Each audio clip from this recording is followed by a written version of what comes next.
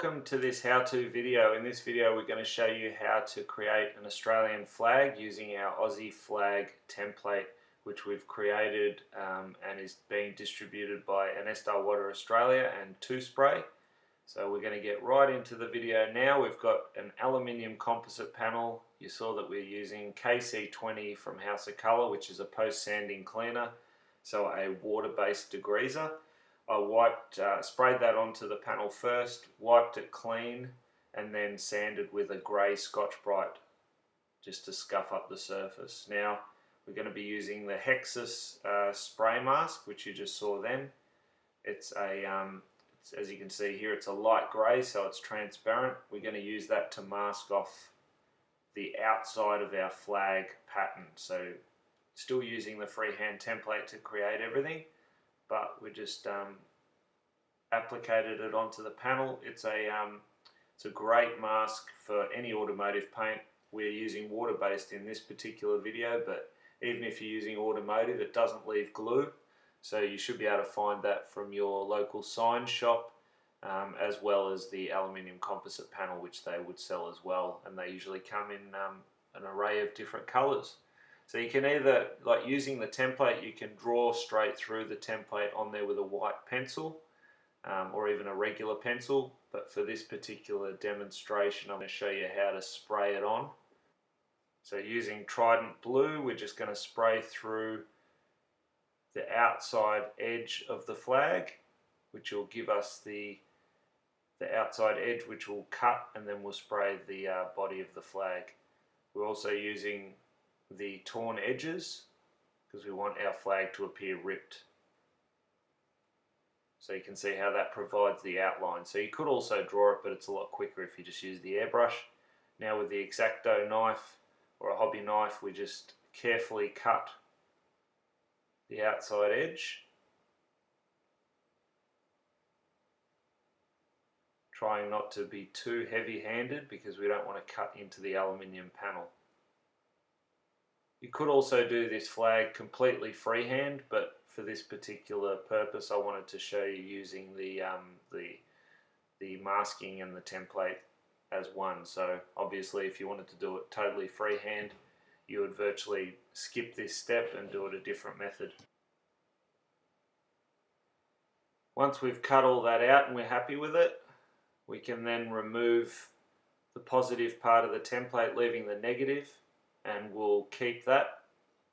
So you can always, look, for this artwork we're not going to use the positive part, but if you wanted to add a background behind the flag or do a drop shadow or something and you didn't want to do it freehand, you can always use the positive section. This also works if you are using application tape as your masking tool, so it doesn't necessarily have to be this particular mask.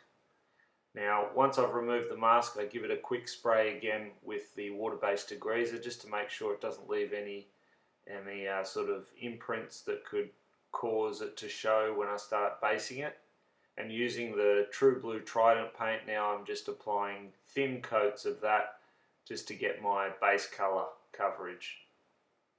So if you can, just 50-50 overlap. I'm just using my airbrush, so a CMC Iwata Custom Micron CMC Plus, and I'm coating in two different directions just so we get it nice and even.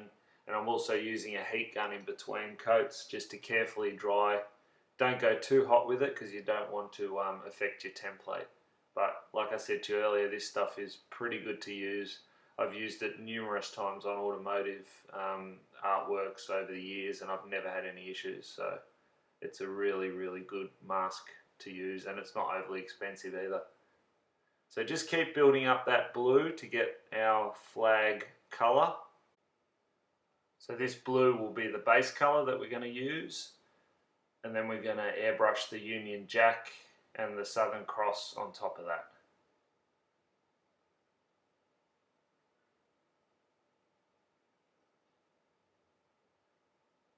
So remember to just dry it in between the coats. And we're going to grab our template now and we're going to reline up so that we can start airbrushing in that Union Jack.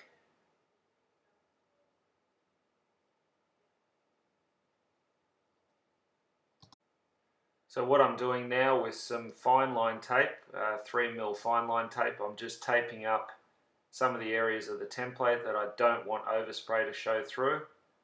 So you can take your time with this, be as careful as you like. I haven't gone to too much masking effort on this particular video because I'm trying to do it as basic as possible to show you the easiest possible way. But obviously if you're going to do this on your own project, then you want to take your time with all these steps. First thing we're going to do is spray the white down. So we're just going to build that up. So just layer upon layer, let it dry. Don't try to flood it. And if you use your fingers to hold down the template, it's going to make it allow you to have a sharper edge. So I'm also spraying in the Southern Cross and the Commonwealth Star, so you can see those are going in as well. So as I'm layering in the Union Jack, I'm basically layering the stars as well. You can also see on the template there's separate stars that you can use if you want to do a flat flag, so it doesn't always have to be wavy. Alright, so you just work that in bit by bit, build it up, don't rush it, and then once you're happy with it, remove that. You can see I've got some overspray marks where the folds are. That's fine. We're going to cover that with the shadows, so that's not a problem at all. Now you need to line up the other area of the Union Jack so we can do the red part. So I've lined that up. Take your time with lining up. If it's not perfect, it won't matter because again you've got a fold coming through. So, and again, to get red, because the red's transparent, we need to put a white base down. So we do that by carefully coating it and building it bit by bit. Once we've got the sufficient coverage, we're then going to put red in the airbrush, and we're going to start to coat that area with the red. So that'll give us a nice bright red for the Union Jack. Again, I'm moving around, so I'm covering one section, allowing that to dry, and keep moving with it. If you're using automotive paints, these are all solvent proof, these templates. It'll dry a lot quicker. So because we're using the water-based Trident paints, it does take a little bit longer, so you just allow for that. So you can see now what I've done with that flag so far, and I've just put purple in, and I'm just going to start to pull out some of the detail of the folds and run a bit of a shadow underneath.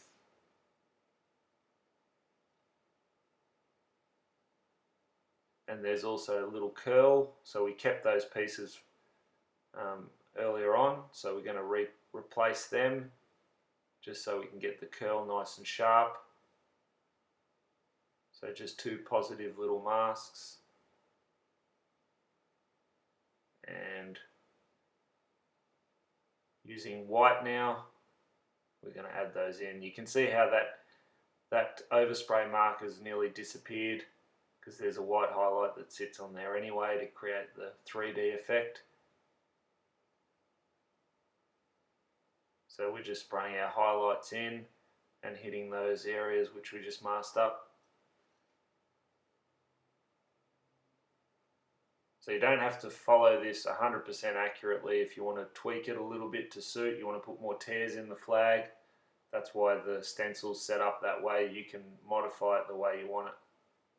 I'm just adding a highlight to the top of each tear as well, and then coming back in with my violet,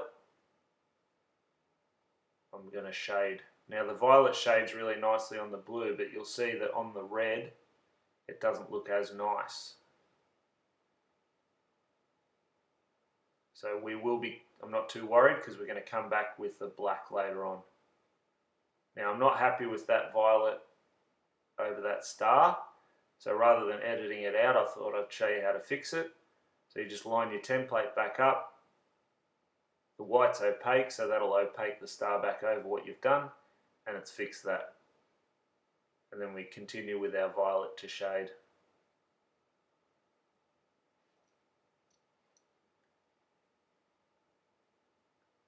remove those positive masks, and then we add a bit more definition. You can see the curls now. Just adding more shading into the tears. So this is the beauty of having the outside all masked up. It's protecting our background.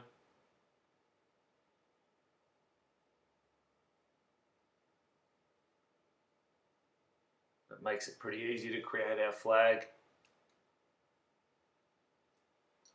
So just further shading, the more you coat it, the deeper the shadows will become. And then we come back in with our white. So I always do this before my final shading, because you will get white overspray. And by coming in with a darker shadow, that's going to clean that up again. So we're still adding those white highlights in. You can go right over the top of some of the areas you've done with the Union Jack, because the highlight would carry across the flag, it wouldn't just stop. And now I'm using the Trident Black, and we're just going to run a nice deep shadow to eliminate some of that purple on the red, and just to deepen our other shading. So you can see you're getting a lot more depth now after the black's gone in. It really looks like the flag's starting to curl. The idea as well with the black is you don't want to hit all of the areas. So that's our completed flag. Now we're going to unmask the spray mask, and you can see how nice and clean that's left the background. So then you could obviously add a drop shadow, or if you wanted to do a full-on background, you use that positive mask that we kept from earlier. But for this particular purpose, I've just left it as is. So I hope you enjoyed the video, and I look forward to seeing what you create using your Aussie flag template. Thanks for watching.